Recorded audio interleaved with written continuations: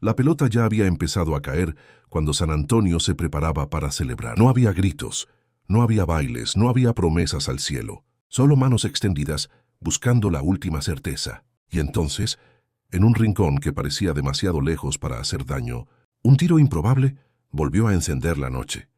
En un segundo, la dinastía más discreta de la NBA se encontró otra vez frente a la misma pregunta. ¿Qué pasa cuando su grandeza depende de no romperse por dentro?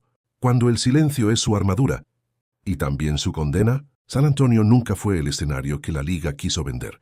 No era Hollywood, no era Nueva York, no era un cartel luminoso esperando una estrella. Era calor, carreteras largas, una arena donde el ruido no se parecía al espectáculo, sino a la respiración de una ciudad trabajadora. En ese lugar ganar no era una fiesta, era un oficio. Y el oficio empezó con un gigante amable que cargaba el peso de una franquicia entera en la espalda. David Robinson, disciplinado como un cadete, orgulloso como un capitán. Pero incluso los capitanes se hunden cuando el mar decide. La primera herida grande no llegó por un rival, sino por el cuerpo. Un equipo que parecía destinado a quedarse cerca se rompió por dentro. Y la derrota dejó algo más peligroso que el dolor, el vacío. En ese vacío, San Antonio tomó una decisión que marcaría todo lo que vendría después. No correr detrás del ruido, no comprar desesperación, no maquillarse, aguantar la temporada oscura, aceptar el golpe y apostar su futuro a un jugador que no prometía fuegos artificiales, sino consistencia. Cuando Tim Duncan llegó, no trajo una marca personal, trajo una forma de vivir. Ese fue el primer punto de no retorno. Elegir una dinastía sin espectáculo, una dinastía sin permiso. Duncan era un fenómeno raro en una liga que celebraba el ego. Tenía el talento para reclamar el mundo y la personalidad para no necesitarlo. Nunca gritó más fuerte que el juego. Nunca pidió ser el centro de todo. Su dominio parecía sencillo, casi aburrido, como si la grandeza pudiera ser rutina. Pero esa rutina era brutal. Era contacto, era paciencia, era leer 2 jugadas adelante, era defender sin pose. El tipo de liderazgo que no se nota hasta que falta. Y alrededor de él apareció el arquitecto definitivo del silencio, Greg Popovich, un entrenador que no vendía frases motivacionales, sino verdad, dura, incómoda y en San Antonio sagrada. Esa fe se probó temprano, cuando la liga se comprimió y el calendario se volvió una carrera contra el cansancio. En un mundo que pedía urgencia, San Antonio respondió con calma. Duncan y Robinson como 2 torres distintas, uno joven, otro cargado de cicatrices, convirtieron la pintura en territorio prohibido. Aquella primera consagración no se sintió como un estallido histórico. Se sintió como un deber cumplido, y aún así fue el aviso más incómodo para el resto. Este equipo no necesitaba ser favorito para ser inevitable, pero las torres no duran para siempre. Robinson envejecía, y cada temporada traía la misma pregunta silenciosa. ¿Qué pasa cuando el líder que abrió el camino ya no puede correr con ellos? La respuesta fue otra muestra de crueldad elegante. Popovich le pidió a Duncan que cargara más sin volverse más egoísta. Le pidió a los demás que hicieran más sin reclamar el crédito. Y cuando finalmente Robinson se fue, no hubo un final de película. Hubo un vestidor callado, entendiendo que la familia había perdido a su primer pilar. Ese duelo íntimo fue otro punto de no retorno. Ahora la dinastía debía sostenerse sin nostalgia. Popovich entendió algo que muchos equipos no soportan aceptar. La cultura es más importante que la colección. En vez de apilar nombres, construyó un sistema que hacía que cualquiera se sintiera responsable. Y eso suena bonito, hasta que llega la factura, porque un sistema no perdona. Les exige renunciar a la versión favorita de sí mismos. Les pide pasar la pelota cuando la tentación es tirar. Los obliga a defender cuando el cuerpo suplica descanso. Les quita el aplauso para entregarles la victoria. En San Antonio ese era el trato, y quien no lo entendía se iba. El ascenso no fue un montaje de highlights, fue una guerra de desgaste. Mientras otros equipos gritaban su grandeza, los Spurs la practicaban. El conflicto no era solo contra rivales enormes, sino contra la idea de que para dominar hay que brillar. Cada temporada era la misma trampa. Ganaban pero no vendían. Eran demasiado correctos, demasiado serios, demasiado silenciosos. Y aún así seguían, porque tenían algo que no se compra. Un vestidor donde el orgullo se dejaba en la puerta. Entonces llegaron los extranjeros, y con ellos el siguiente giro. Tony Parker, un chico rápido, temerario, con la arrogancia juvenil de quien todavía no sabe lo que cuesta perder. Manu Ginóbili, creatividad pura. Desorden aparente. Un genio que parecía inventar caminos donde no había. Dos jugadores que en otro lugar habrían sido el centro del universo. En San Antonio fueron parte de una maquinaria, y esa integración no fue amable. Popovich los empujó al límite. Los regañó, los rompió y los reconstruyó. Porque la dinastía no iba a depender de un héroe, sino de un acuerdo. Aquí nadie es más grande que la posesión.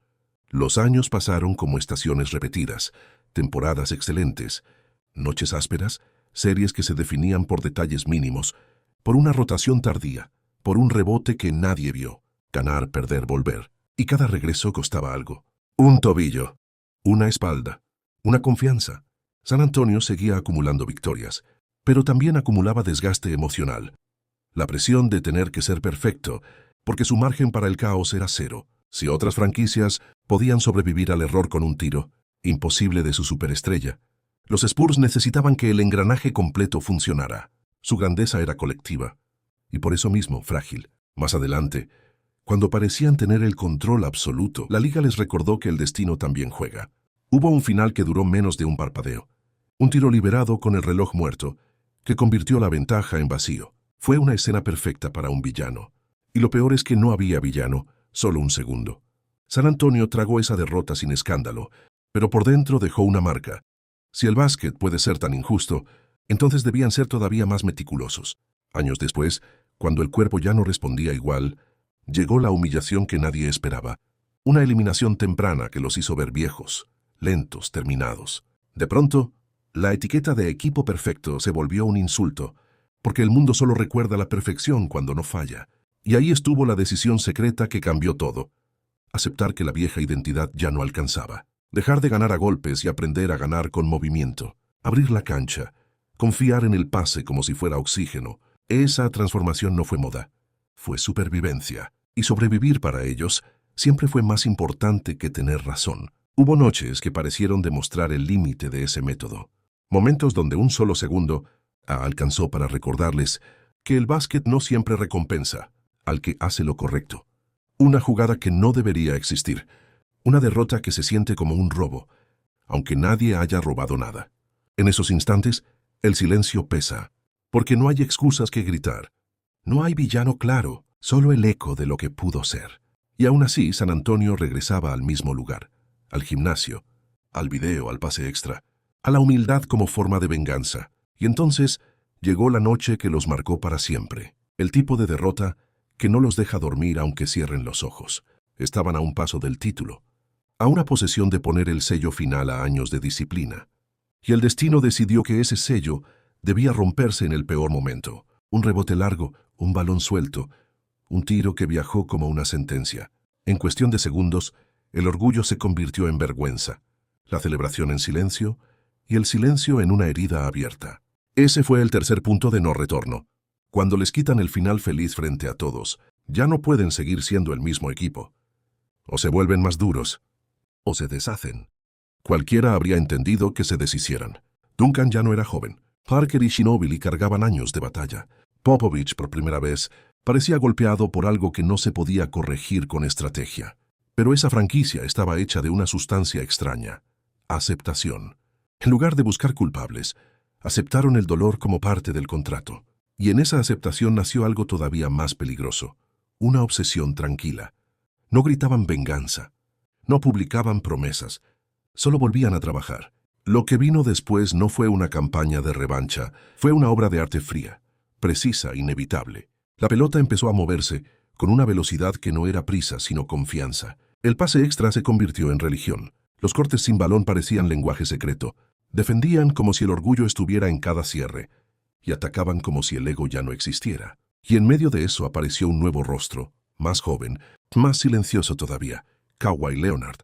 Un jugador que parecía construido para ese sistema, como si alguien hubiese diseñado un heredero sin necesidad de discursos. Cuando finalmente tocaron la cima otra vez, no hubo una explosión de identidad, sino una confirmación. San Antonio había ganado, porque no traicionó su naturaleza, porque soportó el golpe sin convertirlo en circo, porque transformó el dolor en método. Y, sin embargo, la ironía era cruel. Cuanto más perfectos se volvían, más invisibles parecían. La dinastía que dominó durante años lo hizo sin ocupar todos los titulares. sin dominar todas las portadas, sin convertirse en un meme. Ganaron en silencio, y por eso a veces el mundo tardó en entenderlos. Pero el silencio también tiene un precio. Cuando su cultura es más grande que sus nombres, llega un día en que los nombres se van y la cultura queda temblando, preguntándose si todavía puede sostenerse. Las piernas envejecen, las manos tiemblan, los cuerpos ya no obedecen, y la liga, que siempre está hambrienta, no espera a que el adiós llegue con dignidad. San Antonio lo supo antes que nadie. Toda dinastía termina, incluso la que aprendió a sobrevivir sin aplausos. Aún así, su legado no vive en un solo tiro, ni en una sola noche. Vive en la idea más difícil de aceptar en el deporte moderno. La grandeza puede ser humilde, puede ser callada, puede ser una rutina que se repite cuando nadie está mirando. Los Spurs demostraron que un equipo puede ganar siendo serio, que puede dominar sin convertir la victoria en espectáculo, que puede construir una familia en un negocio que muchas veces se siente como guerra. Y eso, en una liga que premia el ruido, es casi un acto de rebeldía. Si te gustan estas historias, suscríbete al canal para el próximo documental.